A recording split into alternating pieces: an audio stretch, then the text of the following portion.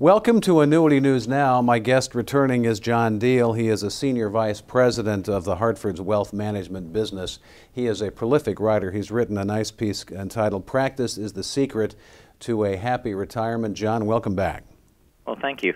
And good timing the way you've written this article on the first day of the Masters here. You've kind of discovered some golf analogies here with the great Arnold Palmer, who spent a lot of time practicing what he does for a living.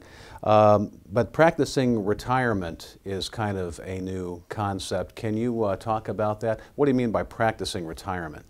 Sure. Well, I think Arnold Palmer's famous quote was, "The more I practice, the luckier I get." I thought it was particularly appropriate because a lot of times we look and see folks who are retired and seemingly living kind of this dream retirement that we hope someday we could achieve, and we say, wow, aren't they lucky?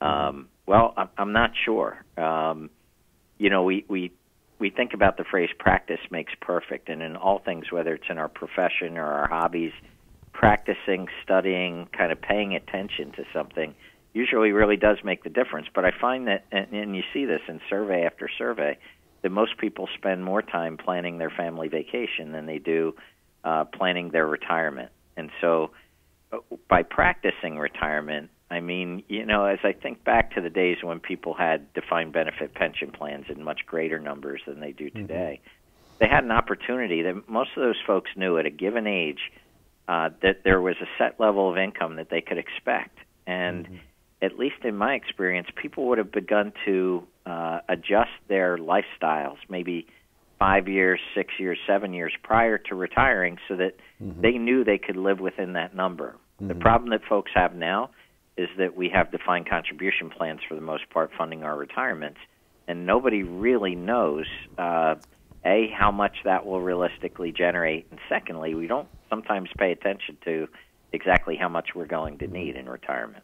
So it sounds like, I mean, the very beginning of this would be to figure out how much money you are going to have, and that means looking at Social Security and really getting together with your defined benefit plan administrator and figuring this out.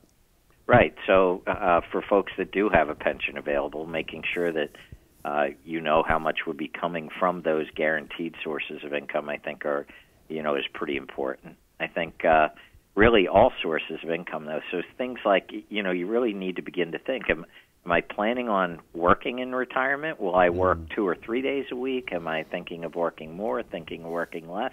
Because that's another potential source of income. The way to break it down, though, I think, is, kind of two sides of the coin. One side is the income sources, but the other side is, what does it take me to actually live month to month?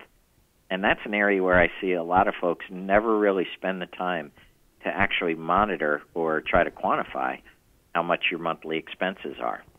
Do you think a lot of people who are at or near retirement have a misconception as they think that this is going to be a very relaxing, this is going to be great not working? So practicing not working seems kind of odd, but once they get there, there's a lot of space to fill.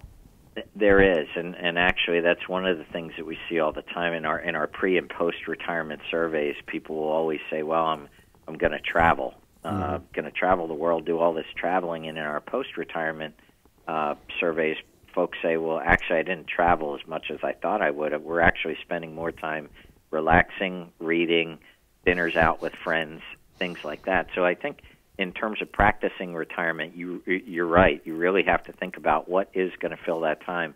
What is the cause? Because now, for many of us, there's going to be this period, say, from age 60 to age 80, early 80s, that we're pretty productive. We're still pretty energetic. We feel like we have things that we can contribute. And so just kind of sitting around doing nothing is not going to wind up being an ideal retirement. So thinking ahead of time and practicing thinking about the organizations I'll be involved with, the types of roles that I might want to play, that definitely is all part of practicing retirement. Now let's maybe take it from the financial advisor point of view. So how does a financial advisor help a person in this kind of practice of practicing retirement? So I think sometimes advisors don't see themselves as kind of the folks who work out monthly budgets, if you will, but in the case of retirement, I'm not really sure how you adequately plan for retirement without at least taking somewhat of a role in that. So encouraging clients to begin to take stock of their monthly expenses. And in doing that, what I would often recommend to folks is that, look, if the folks don't have a credit issue where there's a problem using credit cards, it's actually interesting if you try to use a credit card for the bulk of your monthly expenses, and oftentimes husband and wife share the same credit card account, the way the credit card companies now categorize expenses, if the bulk of monthly expenses are on that credit card account, it's pretty quick and pretty easy, even if someone isn't into using more detailed methods to track their expenses, to distill the major areas where they're spending money. And then it's kind of a two-step process. One is, are all the expenses that we're spending money on today necessary, right? So is there any waste that we could cut out? And then secondly, as we look forward to retirement, maybe we can make some educated guesses on, some things that will decrease, but we also have to be realistic that other things may increase. So having that basis allows us to project out, and again, that's part, in my mind, of practicing retirement. And in closing here, too, for many people who are still planning on, and I guess this is a changing number and it's increasing, are planning to work in some way throughout retirement. Some of the benefits of doing that, obviously, is the extra income, but I'm guessing here that a lot of people who do work in retirement, they find something that they really enjoy doing. It's sort of liberating not to really need to depend on it, but really probably makes the effort a lot more enjoyable than what they've probably been experiencing.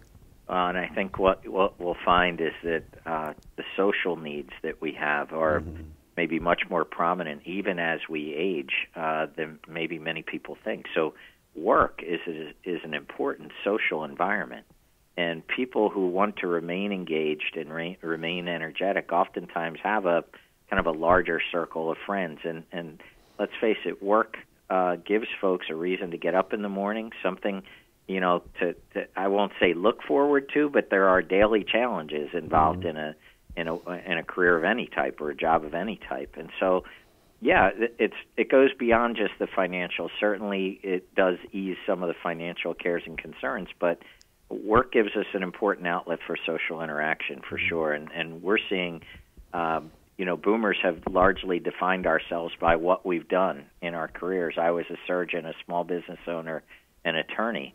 And, we don't think there's any reason why that's going to change going forward, other than the profession or the job itself may change. People find work many times rewarding. It's just that, sometimes what I did for the first 30 years of my life, I may want to change that a little bit, but maybe I can capitalize on some of the experience and talent that I've kind of created for myself over that time. My guest is John Diehl. He's a Senior Vice President for the Hartford's Wealth Management business. John, always a pleasure. Have a nice, relaxing weekend, will you? Mine as well. Thank you very much. Thanks for watching.